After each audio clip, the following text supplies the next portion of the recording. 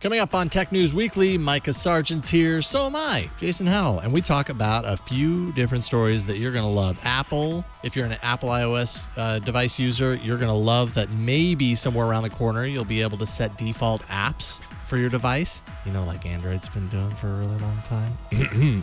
Also, an example of election deepfakes that may possibly be for good, with some caveats.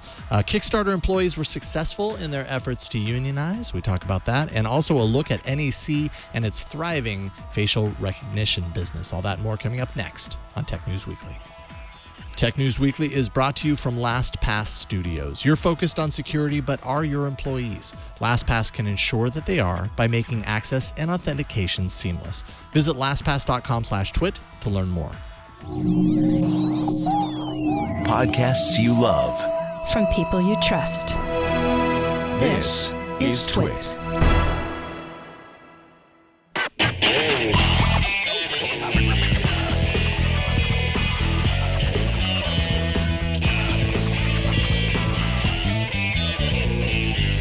This is Tech News Weekly, episode 121, recorded Thursday, February 20th, 2020.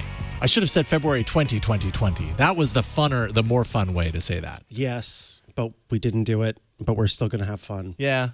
Whether it's the 20th or just the 20, it is today and it is now. It is the 20, and this is the Tech News Weekly. That's right. The show where we talk to and about the people making and breaking the tech news. I am Mikah Sargent. And I am Jason Howell. Hello, Jason Howell. How are you today? Welcome. Doing good. You know, the news just keeps on flying by. It keeps on kicking. We pluck a few choice news items out of the sky as they fly by us. Can you pluck this fly from my hand? Only if there's news to report on it. There is news to report on this fly, which is that flies like apps, like humans like apps. Nope, I can't. I don't know how to relate flies to it. It's okay. It was a valiant effort. I tried, and I failed. But you know what doesn't fail? Apple is reportedly looking at letting folks use third-party apps in the way that folks now can use Apple's default apps. So what does that mean? Because that sounded like gobbledygook. You can basically launch, Gmail or my third-party mail app of choice, Spark or AirMail or one of the others in the default ways that you would expect on iOS, which is something that you can't do now. If I click a Mail To link on iOS right now, it pops open the Mail app. If I click on or if I ask Siri, I can say that. If I ask Siri to play some music by default, it's going to play from Apple Music or try to play from Apple Music. And of course, the Messages app is iMessage, the default Messages app. So Apple is looking at letting folks use third-party apps in place of those default apps, which is really nice because a lot of us power users, that's something that we've wanted for a very long time. Forever. I mean, which is not to say that Apple doesn't create very great apps. They do a really good job with their Many app of them. development. Yeah, maybe not all of them. That's probably not a good blanket statement. But I don't know. From the Android side, looking at iOS, I've felt like a lot of the Apple created apps are pretty high quality. But that might just be my perspective outside looking in. I will say that the features that you're talking about, like this is something that Android has had since the beginning. Yes, yeah. So it's interesting to me, from my perspective, that it's taken Apple this long to get here. I just kind of assumed Apple has enjoyed having that kind of control. Yeah. And now they're relinquishing it a little bit. And I think that that's what it is. It's not that they couldn't have done this a long time ago, that it was some sort of engineering, feat to overcome. It was genuinely the idea that, or at least the narrative seems to be that Apple knows best, quote unquote. Right. And so those default apps they are in many cases good and often get additions to them, new features and things that bring them in line with what's available. And then if you wanted to step outside of that, then you could go for a third-party app if you were more of a power user. It is nice, to be able to get an iPhone and not have to think about what other services I might want to use in place of the default. But for those of us who have, locked ourselves in to something else and are very happy with that, we have to find our little workarounds to make those work in the same way. And one of those places, it's not an issue for me because I use Safari across every device that I have except for Elvis, my Surface Laptop 3. Everywhere else I use Safari, so it's not an issue for me. But a lot of people don't use Safari on iOS, macOS, iPadOS, etc. And that's one of the big places I think that people will be happy is when I click a link, it's going to open in my browser instead of the browser that Apple bakes in. If you have multiple browsers installed on iOS, I can't remember this from my few times living with iOS on a day-to-day basis, but if you have multiple browsers installed, and you do want links to open up in other browsers, do you have to go into that specific browser to find that link or to search for it? Or is there a way to tap on a link and like it gives you a pop-up like, which browser are you opening this in this time? So it does that every time. It depends because there are some apps. If you are, so just say you get a link from me in the Messages app. You click on that. You tap on that. There's no option. Well, you can hold down on it, and then you can scroll through this long list. And then you could find it in the long list of different options for things that you can do with a link. So yes, technically, but there's no tap it and say which browser do you want to open this in, default baked in. Although there are some apps that let you have that functionality and then also let you choose if I tap a link in this Mail app, where do I want it to open up? In Safari, in Chrome, in somewhere else? I see. It's almost like the developer had to think about that in advance and say, I want to give the users of this app the choice to do that. Individual developers can. Yeah. Oh, okay. That's kind of confusing. It's really confusing, and I think it points to how this could be beneficial, because you're not having to think about all those different ways. And I think about how Apple has integrated dark mode in its services or rather in its devices, and the way that third-party developers can sort of plug into that. And I can see now that and some other things, including the use of Siri and shortcuts, have kind of paved the way for this default app thing to be a much more simple addition to the software than maybe it would have been in the past, where it would have just been building it from the ground up. It seems like those different features will allow a developer to have easier, access and control over that kind of thing if Apple wants to provide that, especially when you've got some antitrust concerns. That's probably part of the reason why this is even happening, I imagine. Yeah, Spotify has in the past complained about Apple with antitrust stuff. They've received, I think in the UK, just all sorts of complaints and investigations and things like that. So it makes sense. There's no surprise to me. But also there's the fact that HomePod is not a very popular product. HomePod is Apple's take on the smart speaker, sort of, because it's hardly smart. And that device is not doing super well. And it was marketed originally as the best way to listen to Apple Music. Right. And there are other streaming services out there, and there are other streaming services that people use. And so you can kind of think of it as who are the people that use iOS but are Spotify listeners and want to have a high quality speaker system or one point of speaker in their home. That's a market that is currently not really being paid attention to.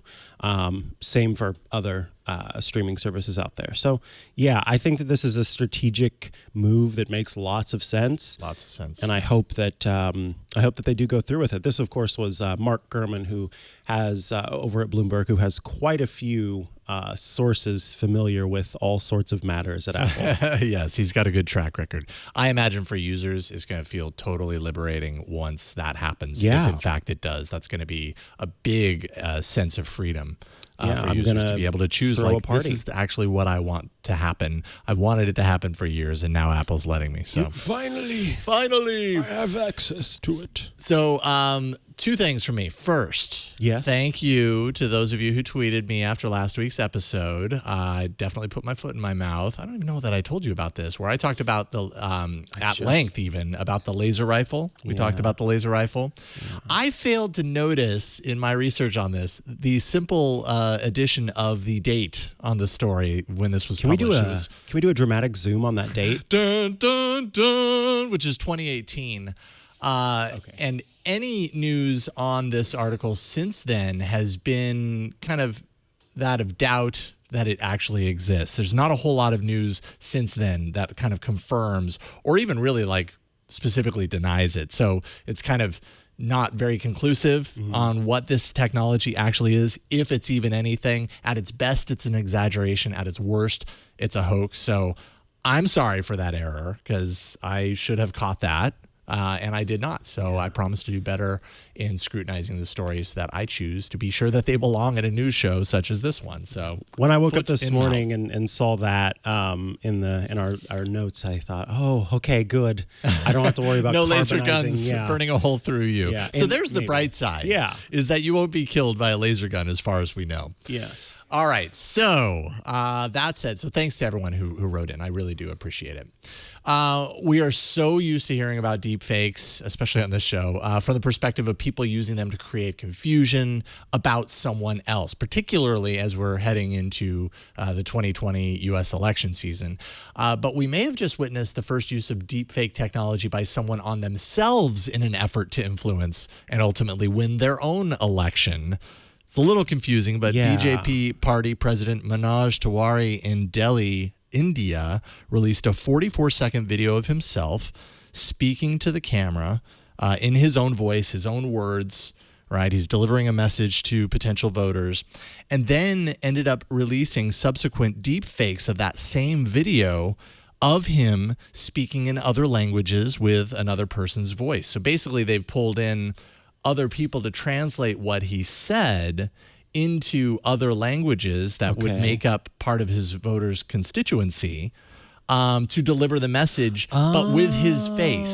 So when you see him talking, it's very convincing. Like if you didn't know that wasn't his voice, if you didn't know that he didn't actually speak those languages, you wouldn't probably really understand or know that this video was him being basically being translated in real time by somebody else. Like it's very convincing. Okay, now I see the potential benefit of deep fakes. That doesn't necessarily have to be a bad thing. In so many cases, it's a bad thing. Right. But the fact here that you can, connect with your followers or your constituency or whatever through the human contact, in terms of interaction. Having your eyes there, having your actual face your there. Presence. Yeah, totally. There's a whole different experience between that and having a translator to the side or having subtitles. This is fascinating. So there is. I would push back though, because I would say it's also a little misleading. If you are running for election in an area with people who speak all different types of dialects, all different types of languages, and they see a video of you speaking their language, it's and there's no call out to say what's happened to get you there. Yeah. Then that person who's in the position of voting could make the decision that, this person cares. This person knows me. They speak my language without knowing that actually they don't. Yep. They've hired someone else to kind of speak for them. So on one hand, like I totally I agree. Like this is an example of how this technology could be used for good. I think they failed in not disclosing that happened. That's totally fair. And kind of giving that information, because otherwise, like I'm thinking, this person speaks English. Yeah, when he actually doesn't, and maybe that has some sort of influence over my voting decision or somebody else's voting decision. One of the current Democratic candidates, Pete Buttigieg, he is always celebrated for speaking all these different languages. And so, that's a really good point. People, even if it's not that they necessarily speak your language, seeing someone who speaks multiple languages, who cares, there's a lot of implications there. For but sure. I just had this thought of a future where I start watching, Netflix funds a bunch of different shows, and there was one show that I wanted to check out, and I use captions all the time. All the time, my captions are on everything. And so subtitles are also good. But what I hate and what I can't do, my brain does not click with dubs.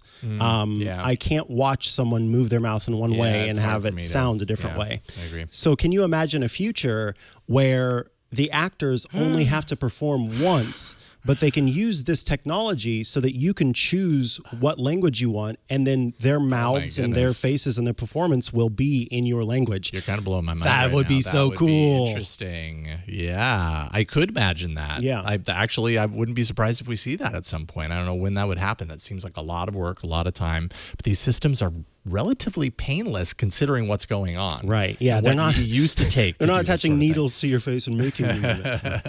So, anyways, I thought that was kind of an interesting story, just in the perspective of what we're used to hearing about deepfakes. Here's a new use of it. Yes, tied to an election.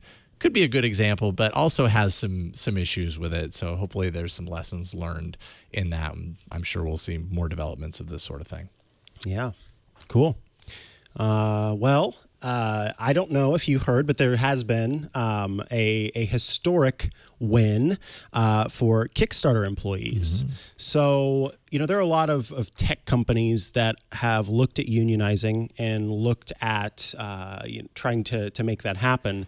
But Kickstarter has actually, the employees there have actually made this a success. And joining us today from Vice's Motherboard is Lauren Gurley to talk about it. So welcome, Lauren. Thank you for being here.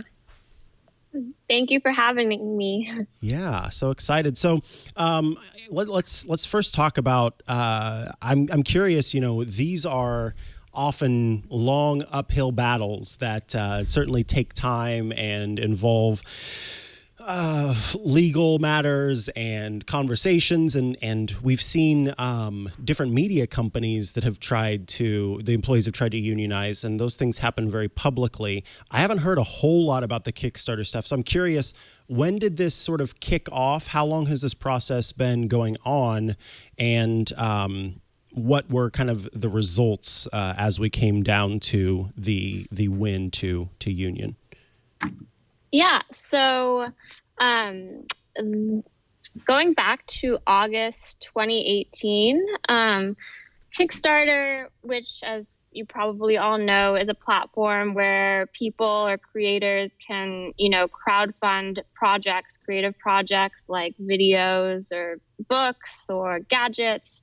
Back in August of 2018, there was a project on the platform called Always Punch Nazis that was put up. It was a comic book, and it was basically sort of a retelling of racism, the history of racism in the United States. The alt-right news platform Breitbart came out and said that this comic book was inciting violence and going against Kickstarter's terms of service, and demanded that they take it down. And management was like, all right, we'll take it down. And employees got really upset about this because it was sort of, conceding to the Nazi sympathizers. At that point, workers started, talking about unionizing. And in March of 2019, last year, they went public with their campaign. As maybe people didn't expect, because Kickstarter sort of presents itself as a very progressive company. Management came out and said that we don't want a union here. A union isn't right for us. You guys are paid well. It would sort of create tensions between management and workers that we don't need.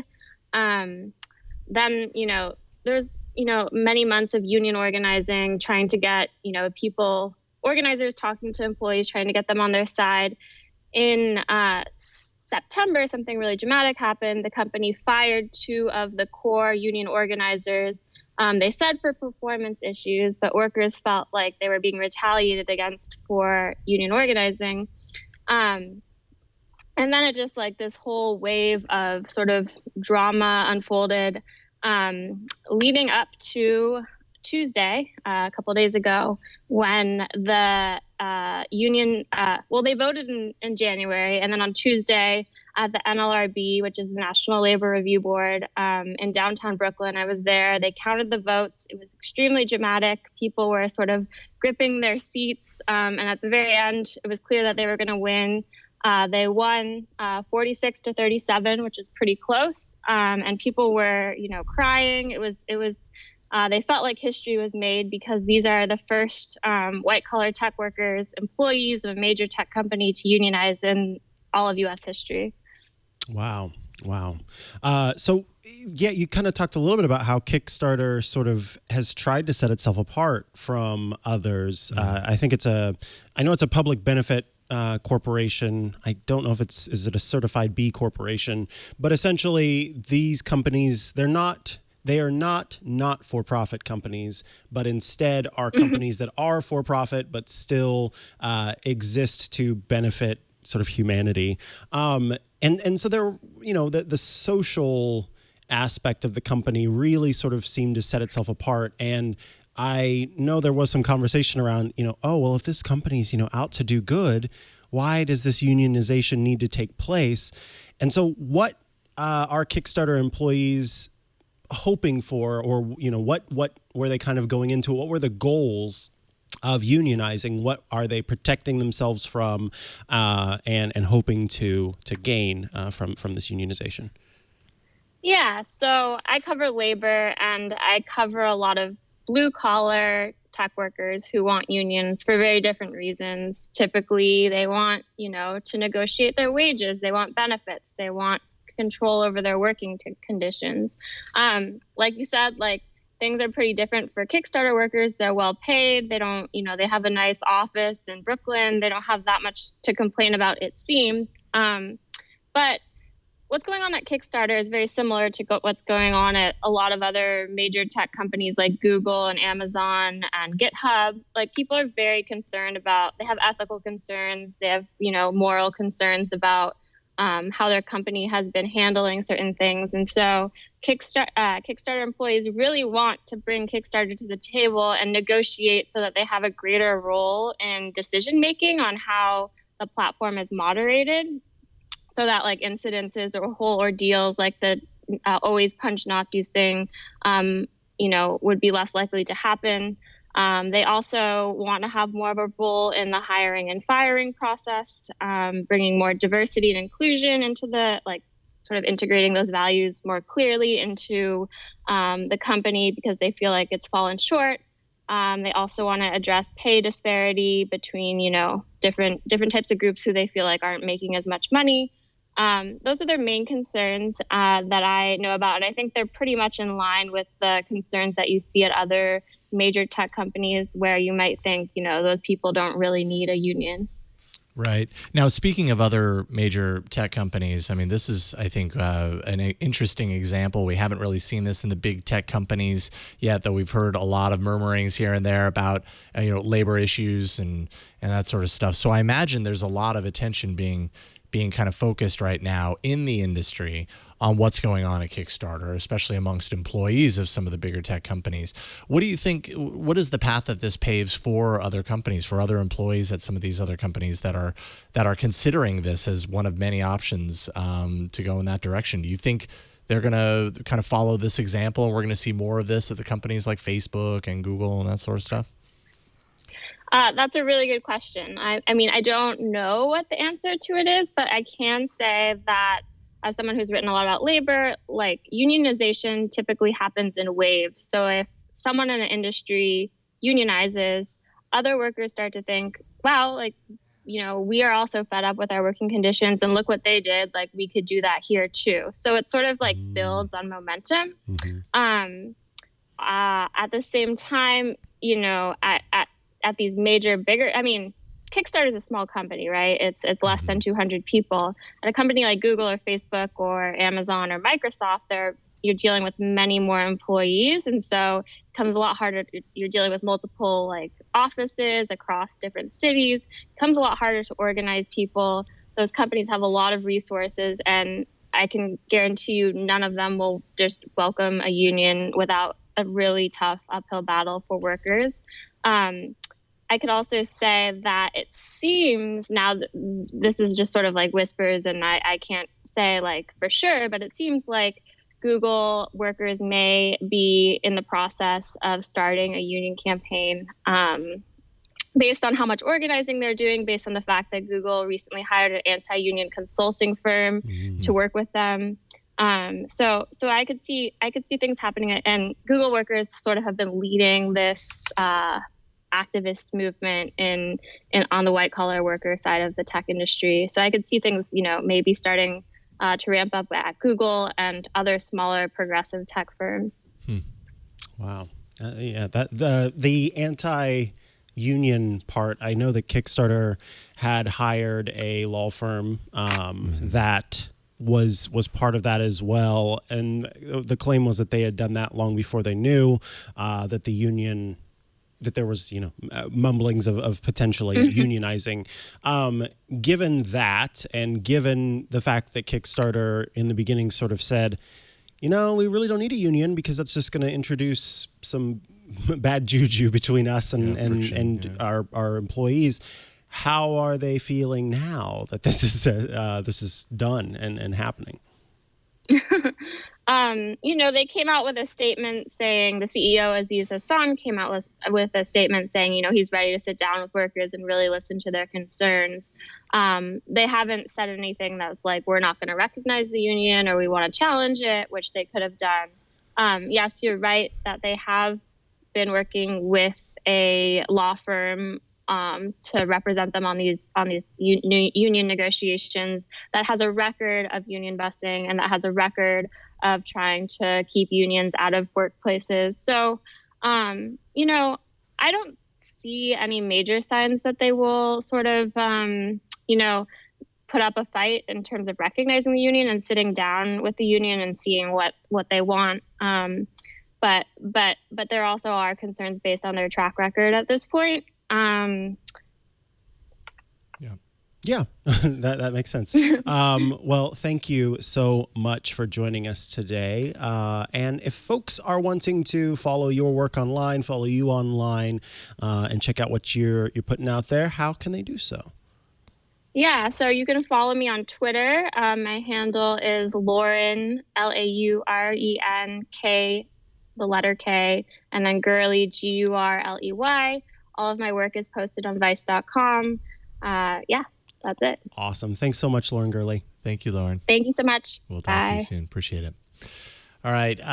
You may have heard of NEC somewhere along the way. It's no spring chicken. NEC's been around for a very long time, but you may not know that in the world of facial recognition, they are one of the primary players, it seems. Yet they seem to be passing beneath the radar. And Dave Gershgorn from OneZero has been following the company very closely and sifted through 1,300 pages of public documents. That sounds like a lot of fun, to create a comprehensive picture of this easy-to-miss Japanese company. And he joins us now. Welcome back, Dave. Thank you so much for having me again. Yeah, it's always great to get you on. We appreciate your time. So first of all, if NEC is such a big player in this space, why are they so overlooked? Why do companies like Clearview AI get all the scrutiny instead? So I think Clearview AI is definitely deserved in getting all of the scrutiny that it's been getting, because they offered something that was kind of truly unique, which was scraping social media profiles and everything like that. Yeah. But NEC is kind of unique in how long it's been doing biometrics. It's been doing it for, nearly 40 years. And it's really not at its heart a consumer company like Amazon or Google or Microsoft, where a lot of people have been worried about their influence in facial recognition and biometrics. So a lot of their contracts are directly with governments, so directly with states, or directly with private companies that typically don't brag about like who's making their facial recognition. I think a lot of the scrutiny for Amazon and Microsoft and Google is because they're publicly facing companies, and people know about their APIs. People know about kind of like what the software they sell is. So NEC has kind of flown under the radar just because they were largely erased from the public eye when they kind of stumbled in the consumer tech market in the 90s. Right. Yeah. That's about the time that I stopped hearing very much about NEC. So I was very interested to read your article from that perspective, especially to kind of see what they've been up to, and apparently a lot. So, you mentioned they have more than 1,000 contracts in the biometrics for its biometric systems. What kind of places is their technology appearing? Like where is that materializing right now, and in what ways? So yeah, totally. So the places that you will probably see it if you fly internationally is maybe in a Delta terminal. They have they're almost like kiosks where it's a little camera, and then it takes a picture of your face and scans it against the picture up from your passport that's been previously stored by the Department of Homeland Security and is given to Delta for this purpose. If you have your mugshot taken in kind of any state, actually 23 or so states in the United States, and you commit a crime, the state police or local police might search for your face based on that mugshot.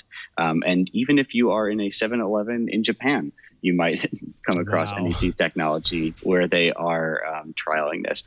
Japan has really been adopting it since NEC is a Japanese company. Right. They have contracts with like all of the convenience stores, like the big ones, which are 7-Eleven and the competitor. And they're also going to be screening 90% of the travelers going in and out of Japan with NEC's facial recognition by the end of 2020, allegedly. So it's kind of all over the place, both in the public and the private sector. So when you say 7-Eleven, do you mean like they have systems set up inside of 7-Eleven stores to kind of like actively do face scanning on anybody that walks into the store, and then that's fed potentially into a system that scans that against a database of like known criminals, let's say, or whatever, in order to identify them quicker? Or am I getting coupons? No. Do I get half off? No. Or is it a loyalty program? Yeah. It's more like an Amazon Go cashierless checkout type thing. All right. That's a little less menacing, I suppose. Yeah. So that I'm glad you asked. So it's more like, they'll recognize your face when you walk up with like your egg salad sandwich or whatever. And then it'll automatically be like, oh yeah, you're Dave. Here, here's 10% off, and out you go. Okay. Cool. So I don't need a coupon anymore. I just need my face. Yeah, your face is your coupon in this modern world. And like on one hand, like, okay, great. Like that's a convenience. On the other hand, it's like, wow, that feels so cavalier, like, with using biometric data for something as simple as like a discount on something. Honestly, I think I'd mostly just be offended if I only got 10% off for this face. Yeah, I know. That face deserves a lot more than 10%. I'm kidding. No, it's actually... Yeah, no, it's really interesting that you bring that up, because it is something where now that they have a picture of your face, they can analyze it and say target you with different ads and things like that. I'm not saying that NEC provides that, but it's like, okay, so they'll determine whether you're male or female, how old you are, about like how often you come into the store, since they know who you are, and they can target advertisements at you based on those things, or give you special discounts if you come in 10 times a month, or so it really unlocks a lot more kind of private surveillance, if you will. That is somewhat of a benefit to you, but also gives a lot more data to the company. Yeah, you're right. It's like on one hand, it's the here's the door for the consumer to be okay handing over or authorizing the passage of their face into these systems. Like, okay, great, I get a discount. But then what happens with that data beyond there? Does that end up in another system that, identifies this person in this way or that, and they don't even know what's going on in the background, which is, at the core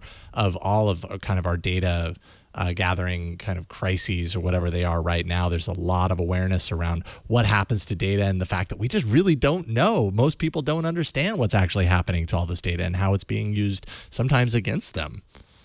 Yeah, and I think all of this would also be able to be subpoenaed, and it's like, you at the 7-Eleven at this time, and then it's like, okay, you were, and here's who you're with if the camera has a wide angle, and like it introduces all of these really kind of wild situations. For sure. Now, how accurate are these systems? Is NEC's facial recognition system known to be a pretty solid, accurate source?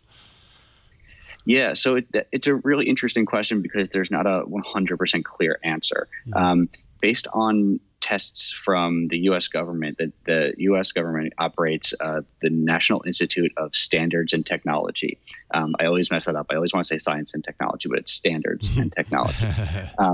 And they have a data set with 16 million images in it, and they'll run it. They'll run all of these images through with watch lists of 200,000 people, and they'll give a pretty good idea of how these facial recognition systems would work in ideal settings. So NEC ranks at the top in the NIST settings, or within the top 5, within the top 3 actually typically, and depending on the algorithm and the test, they're like highly rated. But outside of the lab, it's kind of a different story. There aren't many objective kind of third-party audits of this NEC software, which is called NeoFace. But one of them that exists was found to be not too great. There were a lot of false positives, and out of the 46 people identified, like 80-something% of them are wrong. And it was like a pretty egregious mess up. So it's unclear how the technology kind of functions outside of the lab. That being said, I wasn't able to find any like high-profile cases where NEC was being sued because someone was, arrested under false pretenses. And so it's really we don't know. It's a kind of a really complicated question. Yeah, that makes a lot of sense. Now, how involved has NEC been in kind of the legislation and regulation that seems to be happening, at least here in the U.S.? There's certainly a movement towards a lot more attention being paid to this from the government's perspective. Are they involved in kind of shaping that narrative, involved in the politics that are behind this? Yes, they totally are. And in the last year, 2019, they ramped up their lobbying, more than sixfold. In 2018, they had a lobbying firm like on retainer, pretty much, and they spent about $100,000 doing that. And then in 2019, they spent nearly $700,000 actively lobbying on issues like the Department of Homeland Security buying more biometrics, including facial recognition, based on lobbying documents that I read. And then also they lobbied against. Well, actually, I can't say against. They lobbied for balance on the Commercial Facial Recognition Act of 2019, which would put in just some guidelines and some consent into the commercial acquisition of biometrics data. So they said that they kind of engaged with both major sponsors of the bill and gave them the industry perspective. Which what I would imagine is trying to soften some of the language and give some concessions. So maybe not lobby against the bill in its entirety, but definitely try and carve out some caveats and make it a little bit more, I'm sure as they would say, business friendly. Right. A little bit more beneficial to their bottom line. Exactly. Yeah, you also write along these lines that NEC U.S. President is a Masahiro Akino saw the work of the EFF and ACLU and a few others as impediments to its business. There were some leaked like slides that I think you included in your article. Actually, I don't know if they were leaked, but there were slides that were included there that kind of assumed as much, that seemed to refer to them as much, called the work misinformation specifically. So again, that kind of seems like wanting to kind of shape the narrative a little bit. Personally, like I respect organizations like the EFF and the ACLU for looking out for people's privacy. So when they're talking about misinformation, like what exactly is that? Is that just in their business interest to poke holes in what they're saying, or is there some truth to that? Yeah, so I think that so on the provenance of the video, it was a unlisted YouTube video that was a closed door event for the Japan Society of NYC that I guess they had uploaded to YouTube for their members. It had like 40 views or something like that, and it happened in September 2019. And I couldn't find any press or really anything about. Well, maybe there was like one article that they did an interview with a kind of a trade. Off of when that happened. But anyway, the video itself was, there was a point where he started talking about the biggest barriers in terms of the marketplace. And the one thing that they had on the slide was misinformation from the ACLU, EFF, Georgetown Center for Privacy and Technology. And at the end of the day, I mean, NEC believes that a kind of all-pervasive law enforcement agency powered by facial recognition makes the world safer, and or at least that's what they say. And if you believe that like surveillance equals safety, anything that goes against surveillance is kind of hinders the public law enforcement ability to make people safer. That's what they'll tell you. I mean, I think also a good argument is that like it's their bottom line to sell this technology to as many governments as possible and to as many big ticket spenders as possible. So to talk about organizations like the ACLU and EFF and Georgetown that have called for moratoriums or bans, that's going to hurt their bottom line, and it's not good for them. So I think it's a little bit of both. I do think that there are people who are well-meaning in these companies. I don't think it's all cynical dollars and cents, but I think that there's also an element where it is a business. So like everything else, it's nuanced. That's right. Indeed. Well, I really do appreciate your time, Dave Gershgorn. OneZero.medium.com. Go to OneZero and check out all the fine work there. And I love what you write, and I love what you guys are doing over at OneZero. So really appreciate your time and for writing up this very interesting piece on NEC. Thank you for taking time with us today, Dave. Appreciate it. Yeah, I always love being on the show. Thank you so much for having me. Thank you. We will talk with you soon. We'll have you back. Great. All right, and that is it. Tech News Weekly publishes every Thursday at twit.tv/TNW. That's the show place on the web, the show page on the web where you can go and subscribe to the show. I like show place. That works. Show place. It's our show place where we showcase audio and video formats of the podcast. Very good. Thank you. That's very good. Thank you. You can be a part of the show by emailing us at tnw@twit.tv. And, of course, follow us on social media. That's at Twit on Twitter. That's at TwitTV on Instagram. That's at Twit Talk on TikTok. And if you want to tweet at me, I'm at Mikah Sargent on pretty much all the social media things.